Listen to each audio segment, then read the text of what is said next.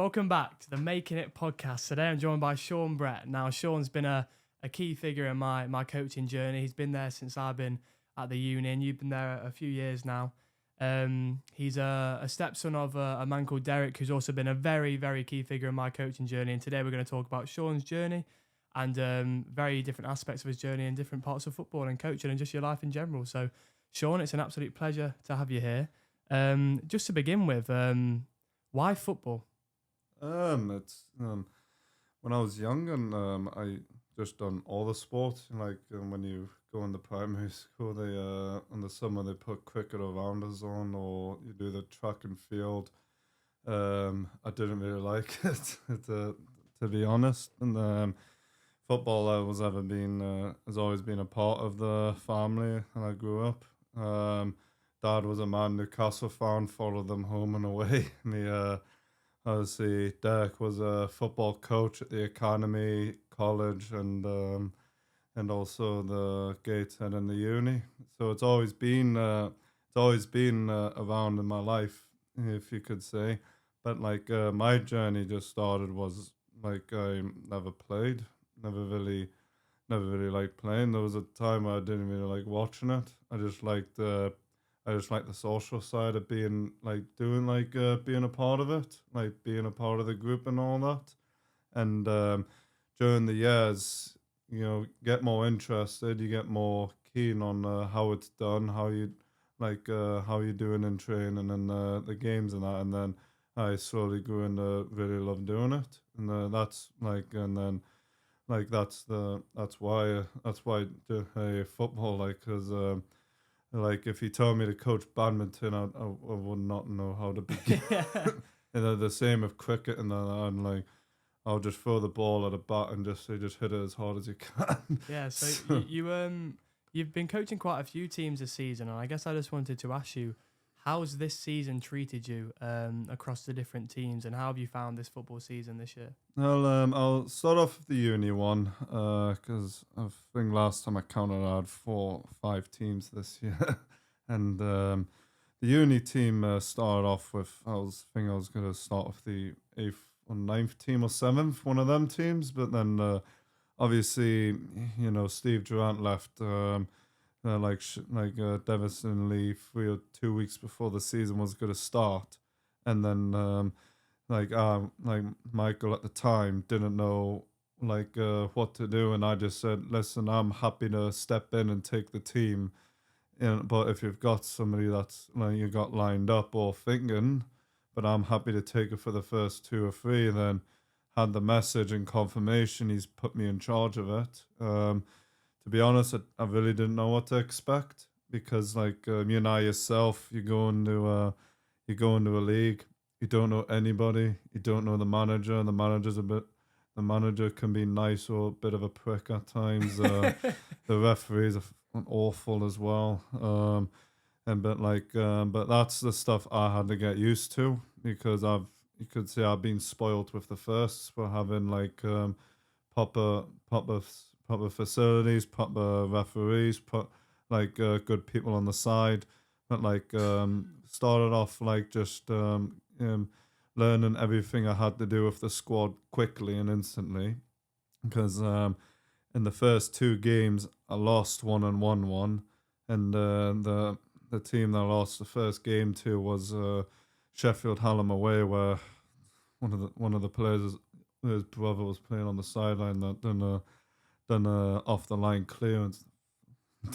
And but then after that we won the next game. But for the threes, it's been a bit of, it's just been a time of just getting to know all of them, learning, helping, and then helpfully pushing them on for either the second or first next season. I'm not the person to go I'm gonna try and keep them for 2-3 years and be spoiled. I look at them, seeing, and I try and have a look.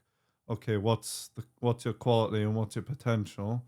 Because if I know you can get into the second or first team, I'm gonna have to try and help you to get to that scenario, because I don't want to just keep you down and keep you in the thirds where I know you've got potential and quality to push yourself up. I want to well and truly have that help them, and if they don't have that enough quality, I try my best to be open and honest. I know the some of the modern day players don't really like that bit of harsh honesty nowadays, so you've got to be careful and all that. But all that, it's been a up and down. Won a few games. Our centre forward scored 15 goals this season, and Yeah, good on him. I cut on him. He well and truly pulled us out gave us something when we needed it, but just probably tripped over the final hurdle. Lost our last two important games of the season against first and second. I would have won us the league, and then after that, that reflection, you just have to just look at yourself, saying, "Have you done the best you can? Has the lads given you 100%? Have you felt like you've done the best you can be?" With me having 24 players this season, and I'm keeping 16 happy and pissing six of us off and all that. And I know that's been a big thing with your uni season. You've had to manage being a manager, and I know before it was a lot of coach, it was a lot of analysis. How have you found that management behavior side of things?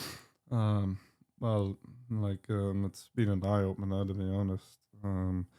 I've had to learn the past season with the uni team was coaching wise.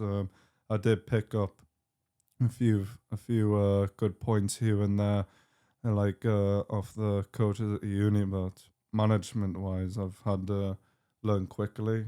I have upset a few lads this season, and they probably hold me accountable for it, and they probably don't even like me anymore for it. When I look back on it, yes, I could have probably done with it better, but have I felt like I've done I could have acted and appropriated better? Yes, of course.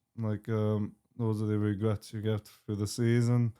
But then when I have a look at my decision making and thinking at the time, I just wanted to do what I believe, what my gut feeling and head feeling and heart feeling was, I think was the best call. And when you were there, one game, one of them was probably not the right call, and I'll take it on the chin. Then the other one was probably another wrong one. But after that, you have to think. That's probably two things I can think of straight away after, you could say, 500 hours of matches and training combined and all that. But the management wise, I've had to adapt and learn quickly, because I've never really had that experience of coaching older adults. And then with what the modern players nowadays, they just want to be, and you don't know what they're after, because but what I've learnt this season was try to be, honest as I can and fair as I can. But there was one quote I got from Dobbs, on one Monday trainer. I think it was before Christmas when we were doing the tournament. And it was me, him, and another lad speaking, and I just went and I just told him a bit about my things, and he told me something that stuck with me since then, and it stuck with me till now. It's players footballers in general will forget the session you've done in a year's time, couple months time, last week, yesterday. They'll forget the session, some of them, but they'll always remember how you've treated them. And since then, it's really stuck with me, something like that, because even I try to have a thing. The reason why Derek has had so many nice messages for his retirement is all of them lads that sent the video he treated them fairly and in the right manner. He had to bail some of them out of jail a few times, but it's the more I've realized with management, there's just that little man management of how can you treat them in the right manner and respect as they want you to. Yeah, 100%, Sean. I just watched Bruno Fernandes on the Diary of a CEO, and I seen that. yeah. He got those messages, didn't he, from the players, and they spoke about how he was good as a human being, not just a player, and it's massive. I've spoken to Derek before about it, like just like you said. He told me that as well. He must have got that from Andy or gave it to Andy about they won't remember your sessions, and it's that typical quote of people don't remember like what you do or what you say. They remember how you made them feel, and that's a massive thing. So how do you find that aspect of coaching, like Well, outside of the football, like making a good impact on people? can I just go back to the Yeah, Bruno of course. Fernandes bit? Yeah, So, yeah. like, to add to that story, like, it's not just how he's made feel. It's also the club and the people around him how he's made them feel.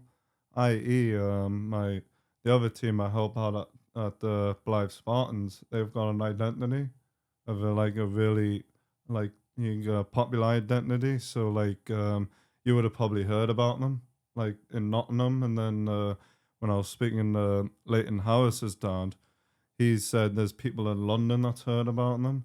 And then when you have a look at the people that at the games when we won, and like won when and like put us nearer to the safety of none another relegation, you seen how they were almost treat like the gods, like God, like then getting asked for autographs, pictures, and like then the owners treat you like family, like i.e., you want to go to Benidorm with them, they always gave me and Derek something of appreciation.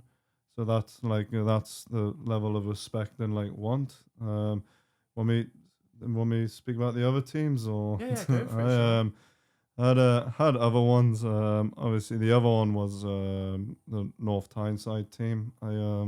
Had done this year, and like I'm gonna say it was quite weird that one because like have it in your head. You've got my first session was a third of a 4G, and I've had to give everybody 4 days notice, and it was at the massive 4G at Walker, like in Walker, and that was me like putting the cones on, preparing for like 18, 19 players. 24 showed up. Jesus. On a third of a pitch, and then no, the weirdest part that got me was all these players that came. I only knew about them just by playing against them. Like a couple from Benfield, I've only knew about them just by playing against them. The same with the Walls End players, and like now like actually meeting them, speaking to them, it's like it's a bit. It's like a new experience, and that train session, even though it was long, it was something and I think had to pull someone at the back quickly, made them go out for a run around the pitch a couple of times, so it gives me 4 minutes to think of a plan. How important is improvisation when Oh, you're coaching? massively, massively. Like if I was to be honest, I've probably out of the sessions I've all done this season, I've probably had to improvise and changed it either a half or one third of them, because you never know what's gonna happen. Like if I was to give you an example of that session, it was supposed to be two boxes, and it was supposed to be rondos with three chasers with six players with a flat cone line in the middle. So it's all about pressing and moving. Now I had to improvise it. So bigger area, few more chasers, add some limits, and then game was supposed to be just two five sides. I didn't like I couldn't do that. So I had to improvise and say, okay, I'll add end men in and just make it like almost a small side a bit. Use the full third, and then try and use like restrictions on shooting. It's the plan before that one was just do small sided games, but by myself, 24. It's hard work, but then all you gotta do is as one of my core responsibilities is you just have to make it work. Like all you got just make it work as much as you can do, and then through the season then. Like it's been had a rough start, losing my first two losing my first two games, and then won the third one, then got beat the next one, and then after a split in the league, started to win all the games, and then went into a final and lost 2-1, and then in a heartbreaking fashion, and then like after that game, like sat in the changing room for like 7 minutes, just wondering what on earth is just. And then I just like by that little moment, I just think, you know what, like I didn't know these guys ever, like only against them. I had the plan to try and play against them for years. Now they're on my team, and straight away they've came to the sessions, they've came to the games, they've shown me respect, and I was just like, you know, fair play. How old were they? They're around 13, 14, and some of them have got that little like ability that I see that can push them up into a good standard when they get older and go back to the uni bit. My job is to help them make sure they get to that standard. But like my experience of doing that this season has been the enjoyable bit of knowing them, like really knowing them, like not just playing against them, knowing them by name, but knowing them in a personal way and like a social way, like i.e. you would like if you would see them now, they would shake, like you would shake their hands. That's what it's all about, isn't it? Just like we spoke about earlier. No, it's but that's been the. I know you probably saw that social media post. Yeah, that's what I thought of when I asked the question. and but that's been the massive rewarding part about it, because like there was one kid in the team who I thought didn't like me, and then the dad went, now he respects you massively. I was like, sound. And I was like, no, it's nice to hear, because you don't know what people think, and don't you, and all that. But that's been the district season. The first team won the league. At the start of the season, I left a grassroots team I was a part of for 3 or 4 years, and I don't know if to this day, like I don't, and you'll be good to answer this, like I don't know if because when I look back, I feel like it was the decision I have to make, but morally and in a human side, was it the wrong one? Because you want to be a man of your word, you want to show that you've just started something off, you want to see it out. That's the bit that got to me, like when I made that call at the start. I don't know, how would you feel like if you're gonna make a decision like that, Dan?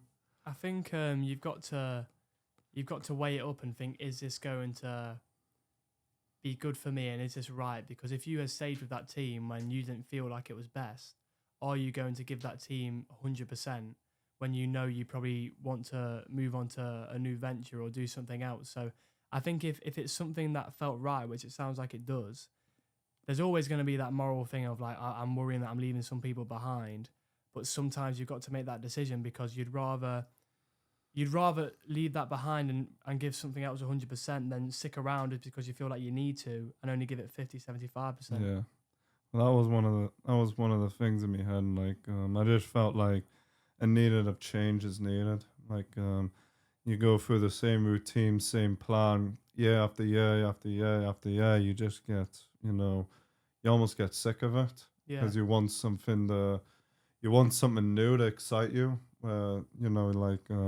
If you got the same schedule coming up this year, you're like, and you don't want to be like that. You want to enjoy it. yeah, that's the main bit. And like when I told Dell that I can't give the 100%. I can't give I'm making the decision based on my own feeling, and I want a new challenge and all that. And then that's and he accepted, and it was a massively emotional goodbye.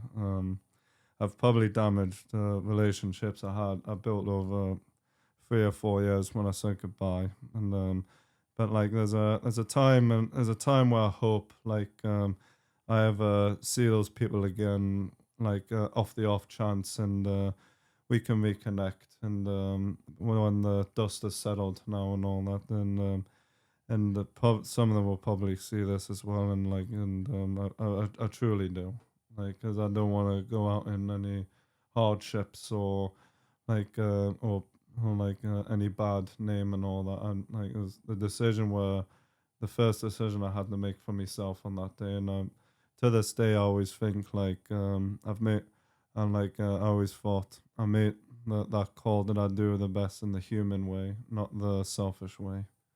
Yeah, and it sounds like you made the right decision. It's just tough to make those decisions. Yeah. How have you found UEFA B? Because managing all these teams and doing that at the same time, it must be quite a lot to juggle. How have you found that process? It's, you know what, it's weird because I don't wanna I don't wanna go out and sound like cocky or arrogant or way, but like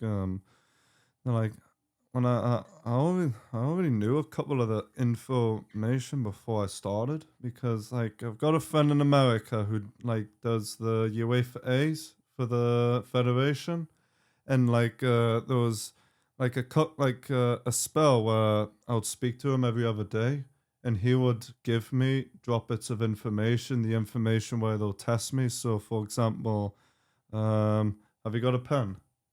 Yes, I do. I can grab you a pen, Sean. Yeah, I'll show you now. Yeah. So like like and he would always give me the information, and like it used to always stick in my head. So, and like this is just one bit he told me, and like so players here, balls here, like I used to always just talk about but then I'll just say opposition defenders right here. I would always used to talk about this, but now he told me, okay, Sean, but what is he doing? What is he doing? What is he doing? What is he doing? What is he doing? What happens if they go like this? What happens if you pass the ball and he squeezes over here? Can you squeeze there? Is that your best? Is that the best pass you can do? What happens if he's tightly marked? If he's 1v1, can you get him to turn into that side? If he's double marked, you can just leave him out. Is the winger 1v1? Is he better than him? All that stuff. And then down to the planning bit, because that's another bit I had to get better on, is the planning, because I've always just like going out on the pitch more than in the classroom. Sorry, I damaged your paper. It's all right. So did like, you kind of take from that you have to think about every single player on the pitch and what they're doing? So it's just that level of detail just increases so much. But you know what? Because I'm still getting better at the level of detail. But like the on the UEFA B, they mentioned that, and there was some coaches in there you could see just mouths just wide open because they just thought there was just going to be a piece of piss. Yeah. Some of them, and like some of them knew because they were ex-players. The lad who's currently the manager of South Shields was on the course, and he was really like, I got chatting with him for a couple of hours. He was really nice, but like the level of detail and information was that the demanding part of it is on another level of the level 2s, level 1s. Like for example, me had to do a session on it about playing out from the back, and then in that session, I didn't have to just talk about the ball and the man. I just had to talk about like, where's he gonna run, like what is he wanting to do. So instead of just connecting with that single player, you're connecting with almost 5, 6, 7 or the entire team. So now after that experiences and from the UEFA B and my friend from America, like I know if I want to do a playing off of the back session, I've got to connect the goalkeeper to the 2 centre halves, the 2 fullbacks. What do I want them to do? If the ball's over here, what do I want the opposite fullback to do? If I got 3 midfielders, do I want one midfielder to stay really high, or do I want 2 sitters? If the ball's over here, what's the opposition sitter doing? What's he doing? It's that level of detail and knowledge that I've picked up, and it's not even just where to go and stand; it's what you are doing. So if my fullback's out here. I want his shoulders to be like on the side of the pitch, because when he's about to get the ball, I want him to either look forward or go back, and also hold the midfield and make sure he's always scanning the shoulder, just to make sure if he's gonna have a man on, he's gonna have to distribute the ball quickly, or if he's really good and the man pressing him is crap, he can just beat him 1v1 and all that. So Okay, yeah. interesting. That's really cool to hear. And how have you found that process of like having to level up that detail and that jump from level 1 and level 2? You know what? It's like throughout my years, I understood the tactics and understood the phases, but the thing I've probably had to learn the most is the planning part, like the planning of doing it, like because my level 2 in UEFA B was quite far apart, so I passed my level 2 when I was in when it was COVID, and UEFA B was like 2 or 3 years ago, I believe. Yes, felt like something like that. But since that time of level 2 in UEFA B, I felt like I've got that level of detail and learnt that so much in that period of time where like I wasn't that shocked when like the amount of detail that's been demanded. Like how I've dealt with that was you just have to be like you got to be open minded, which is the name of your YouTube channel, I believe, and then also also be tactically and switched on, because when I've went through those spells of before UEFA B, I had to learn a lot of tactical work, what the players are going to be doing, and how I've dealt with learning that is I've absolutely loved it. I've really like enjoyed learning all the different traits, positions, movements, the quality of that, and I've really enjoyed it, which was weird because I fucking hated school, but I've enjoyed learning the technical aspects and detail of stuff like this and all that. That's amazing. I mean, when you find something you enjoy, it's a lot easier to learn it. Something what I want to get your opinion on and your verdict on, because I've always struggled with knowing what my philosophy is. So I wanted to ask you, what's your philosophy and how do you find that out? My philosophy is I want control of the game, massive control. And I always want either 3 or 4 lads in the middle of the center of the pitch. So I'm not bothered about playing fast paced, quick football, because in my opinion that can get breaking down quite quickly, and also it might fail 6 or 7 times out of 10. And then but I would like just to have minimal passes, get control of the game, be patient, and just wait for a moment. And and just when we take that moment, we make sure it's either run off the shoulder, third man run, get into the areas. If and then when there's no point going forward, we can just play it back. So to talk about my philosophy, how I've dealt with it in the third team. I started with like a 4-3-3, 4-2-3-1, and I felt like after a couple of games, we've got a lot of good defenders. One defender's a left back centre half who's left footed, and it can give you that much needed balance, and you can. Forward line, I don't. They can. I think they needed help, so I think they needed an extra man up top to help the contribution up top, and then I felt like I always needed 3 midfielders. So when I thought about that, I just thought one area of the pitch is gonna have to miss, and that's gonna be the wide areas. But I was lucky with Ben Marshall and Prince, who would run all day for you, and they were good. They were good handymen. And then off the bench, it was always going to be somebody like Owen Brown, and just to bring the intensity and fight. And then somebody like Andy, who's going to bring a bit of strength and physicality off the bench. But like in that time, the plans was we'll have a 3-2 rest defense. So 3 defenders stick, 2 holding midfielders stick in front of them. If one of the holding midfielders goes and helps with the attack, the other one has to stay and secure the 3 centre halves.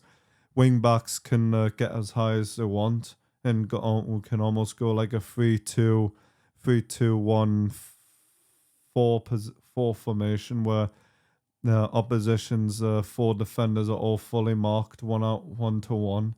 And then after that, that 3v3 in the middle is just down to personnel. And then obviously, because in our division, it was always quite 4-3-3 or sometimes 4-2-3-1. We always had a +2 or +1 at the back. And because also our goalkeepers were really good, Sharky and Ollie, they were almost like outfielders in goal. Like you've seen Sharky where he assisted one of Yeah, I remember that. But like one of the plans just so we don't forget, Sean said, Sharky, go along. He's done it, and then he's got an assist from it. So he looked at me like I was a fucking madman.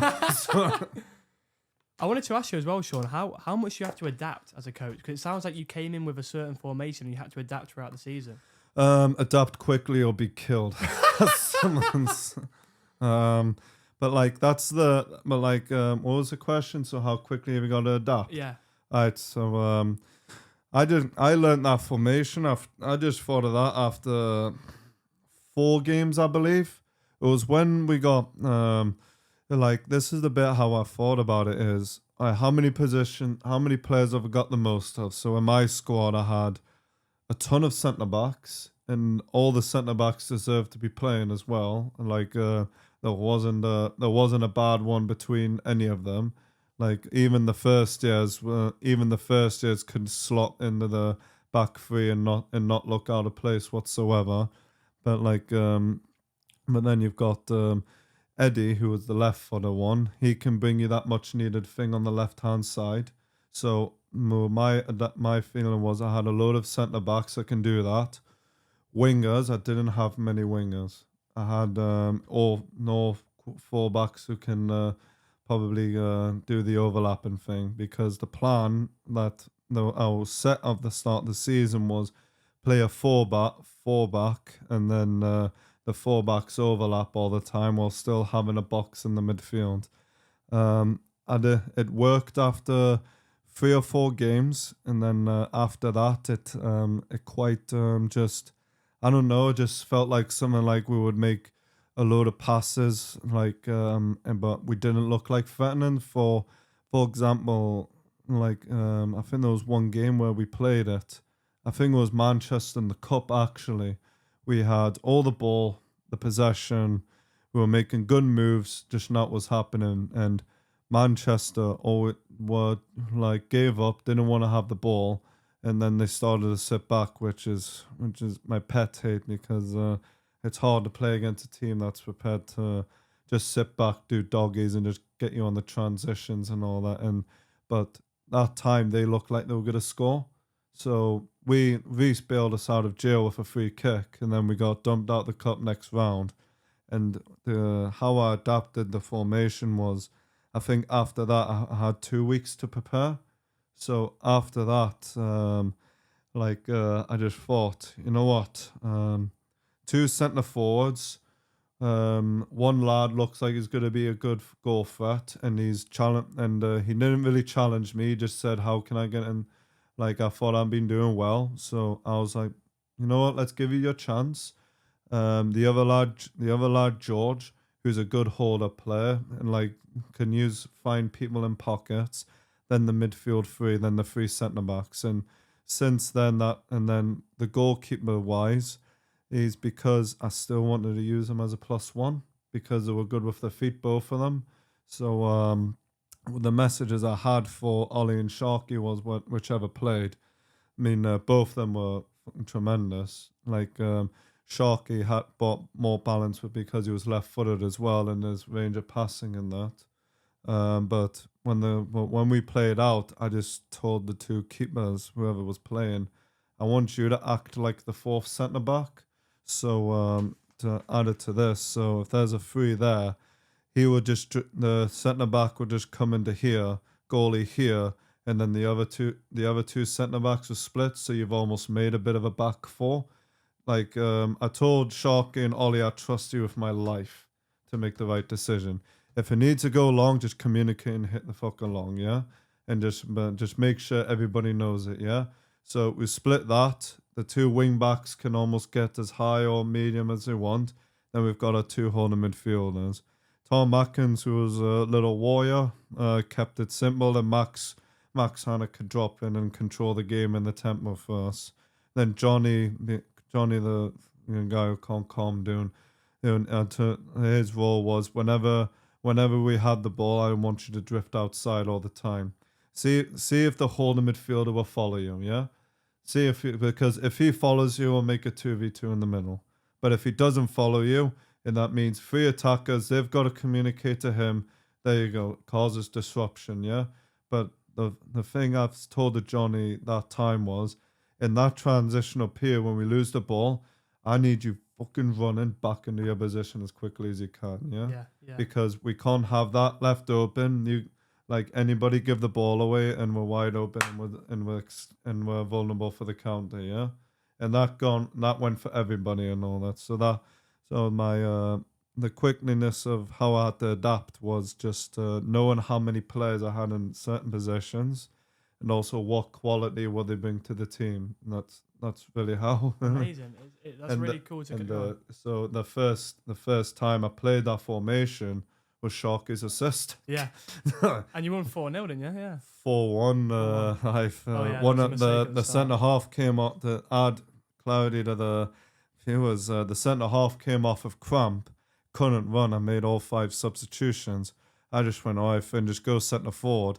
He ran on centre forward. The referee done a drop ball. He volleyed it right into the top corner, and he sprinted to the corner. And I was like, I thought you were injured and can't run. But it's been really cool to kind of see your tactical insight there, Sean, and talk about your philosophy and how you adapted over the season. It's very easy to see that you've got that knowledge, and it was really cool to see that. And something which we mentioned we would talk about before this, which I'd really also like to get into, is dealing with your autism as well when you're coaching, because there's a lot of public speaking, there's a lot of communication, there's a lot of responsibility. How's that battle in your life? When I was younger, I didn't probably deal with it quite well. To be honest, when I was in school, I didn't really know how it. Yeah. Swear to God. When did you find out? Probably when I was 21, 22 or 20. It's just I always just thought the teachers with me at school, they just like me banter or something. That's why I thought they were there.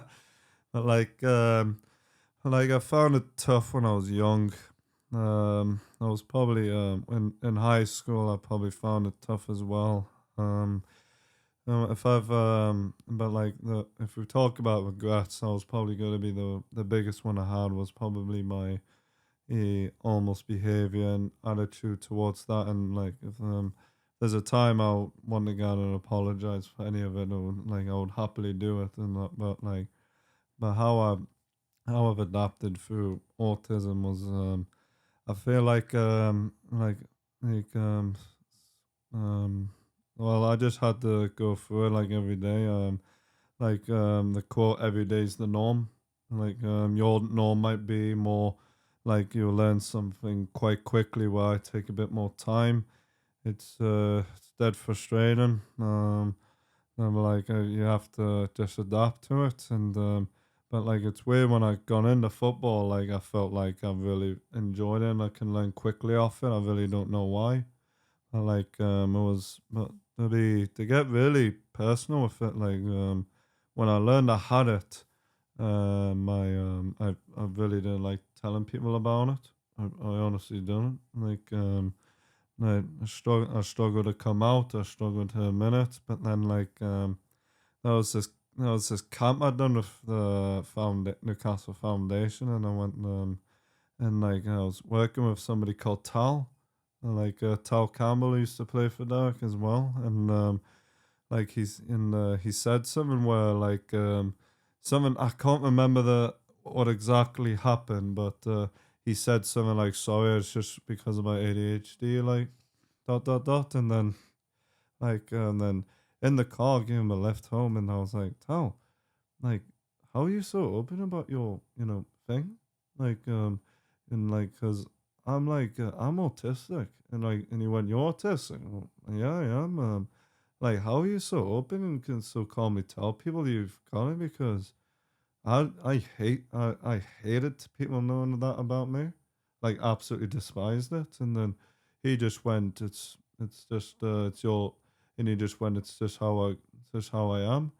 Open up. When you when you open up, you feel so much better about yourself. And then he was telling me about a bit more about it. And then like he just said, like, "Listen, Sean, like, I'm not gonna tell you what not to not do, but like I would open more about it, because if you open up about it a lot, you would feel absolutely amazing." And then went home, thought about it for a couple of days, and then I like and then my first person I told outside of my family was Neil, my assistant manager at Whitley Bay.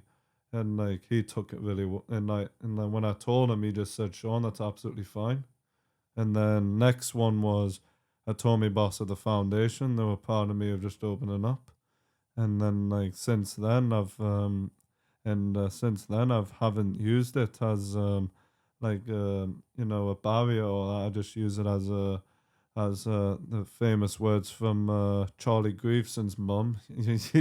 You use it as your superpower, and that's how I've dealt with it. When I younger stage, it was awful, like so bad, really bad. Couldn't learn for shit and all that. But now, growing up, more responsible, grounded.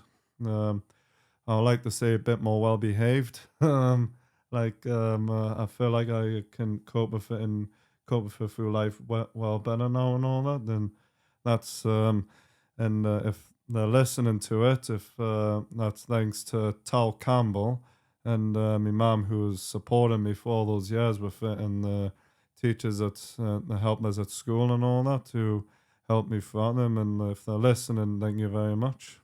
Amazing, Sean. I really, really, really appreciate you being open about that, because to hear that before you felt like you couldn't speak about it, to now speak about it on a podcast. And I know when Sean gave me the opportunity to help him out with the third team, and you were open with your team about it and everything. So it's really cool to see how open you've become about it. And just coming towards now the sort of end of the podcast now, let's get into who's made an impact on you in your life. I know you just mentioned a few people there, but like, who and what really matters to you in your life, and how's that made an impact on you? It's family's been one. I mean, they're always there. The good people around, the good coaches and good people around football's made a really big impact in my life. The ones I don't like, I just don't speak to them. But like they've made they made real good impacts in my life. The people that's in and around football, the people that are around it, the good ones, may I add, and then and then the family that support you. I know it's your podcast and all that, but you mind if I ask you a question? Yeah, Sean, go for it. So you're a coach slash manager, right? So three things that you think you would describe yourself when you're on the pitch. When I'm on the pitch, on the sideline. On the sidelines, yeah. I would say I would like to say I'm calm, I'm encouraging, and I want to say loving, actually, because I care for my players and I care for the team, and I want us to strive for each other, to look after each other, and to really enjoy our environment. How about yourself? I would say a bit like I know sometimes I'm a bit angry. The three words I would say is I set everybody up in high standards. I always give the players the right amount of freedom, but also the right amount of responsibility that they have to go on the pitch and do. And I'll also try my best to support them as much as I can do, because I'll be honest, if you want to talk about weaknesses, my weakness for me is my management. I don't think I'm a good man manager, to be honest. Like, Could you get better at that? Is that a well, that's skill? what, it's weird because like a couple of weeks ago, I was at this presentation at Benfield, and I was speaking to one lad, and he said, and like I told him I'm not a good man manager, and his response was exactly the same as yours, and all that. I said, well, you can get better at it and all that, and then and I was like, I can, but it's just hard with it's just it can be hard sometimes when you're by yourself and you're managing. But he said the exact same things, but he also said something that that stuck with me as well that night was yeah, he said I think you're sometimes too nice, which that's not a bad thing as well, but I think in the performance wise of if you're in the performance teams and you're in the performance surroundings, you can't have that. Like, you can be nice and caring, but at the end of the day, you have to have that ruthlessness about you to say no, this is the decision what we're gonna make, not just doing the way where everybody try and make everybody feel included and happy. It's do the decision in where the team will benefit off it, where you're gonna be like where you need to try to find a way to get the result. You know what I mean by that? It's like I was it was when I looked back on that, it was like wasn't a bad comment. It was almost like a good, and you almost see both sides in it and all that. But, Yeah, 100% sure. Now, coming towards the end of the podcast, is there anything else you'd like to share or get off your chest, or something that's been important along your journey? I just think obviously the people that's been with me for the years is thanks for your help. You've been a massive help with me with the freeze when you've stepped in. My question for you: have you enjoyed it? Oh, of course.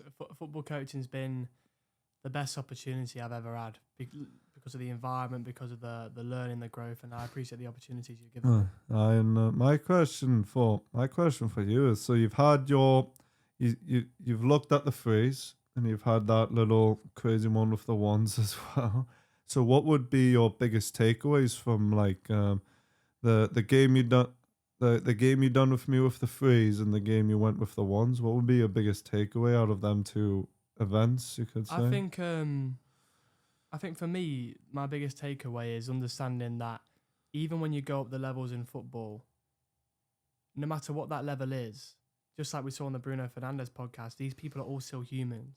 They're still people. They still want to be treated as people. And you go up those levels, and you do expect it to be a bit more ruthless, a bit more, a bit more harsh. Decisions are a bit more solid. You can't maybe allow everyone to have the same amount of minutes, but you notice that the environment is still important. The people are still important. And I think that's the biggest takeaway for me, is that, yes, the football might get a bit more ruthless. Decisions are a bit more heightened, but the people are still the same. Yeah. Well, I think I'll put my hand up, making the same mistake. I think we all forget they're just human. Yeah.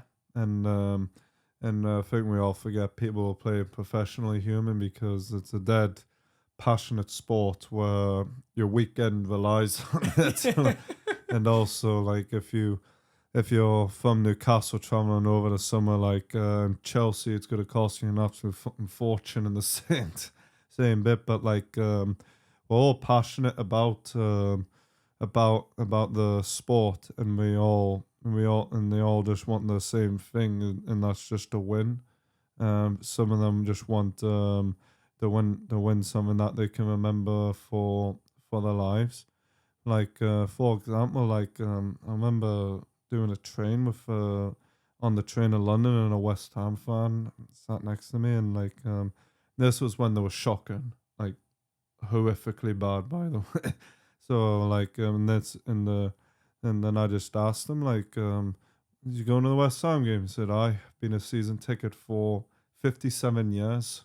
And I just went, what keeps making you go?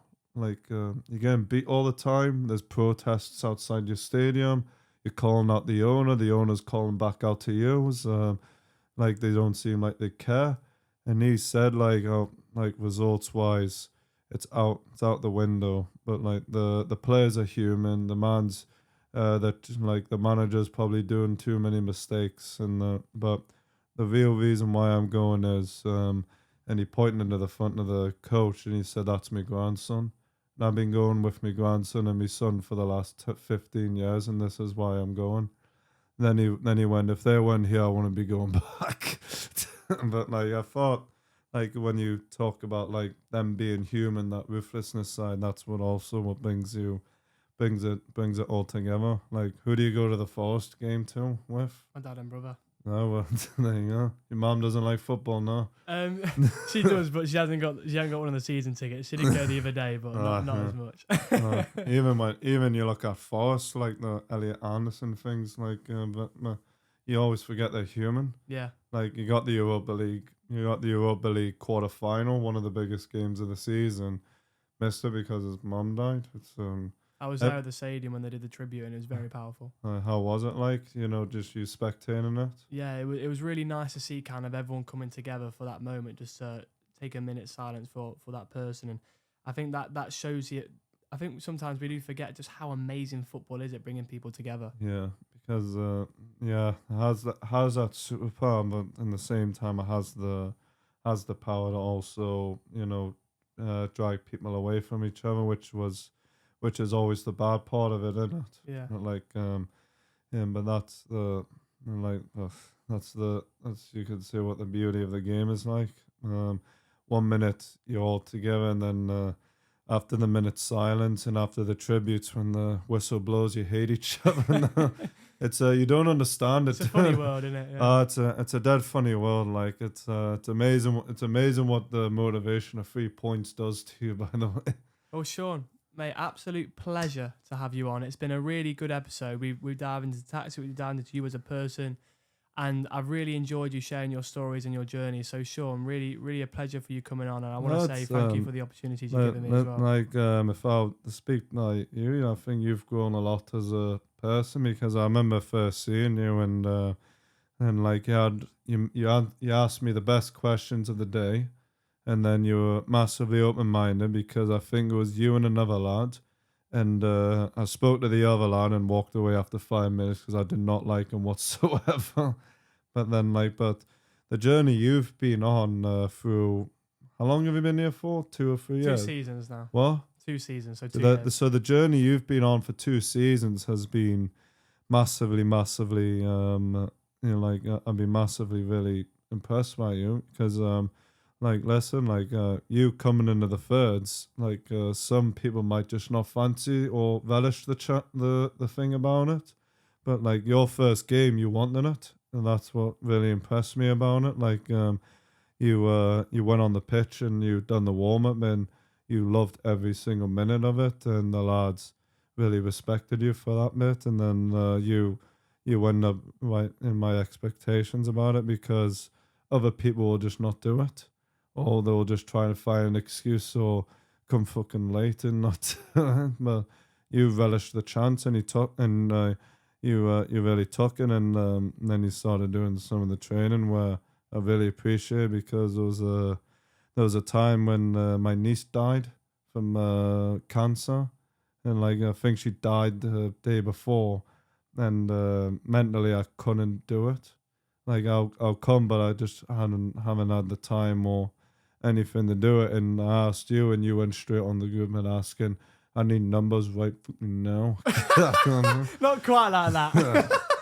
But the progress you've been on has been absolutely amazing. And if any of the North Tyneside district players are listening to this, sorry for swearing. Well, Sean, absolute pleasure, man. That's been Sean Brett, Making It Moments. Really appreciate you coming on, man. Thanks for watching. Thanks for listening. Thank you, Sean. No worries. How'd you find that?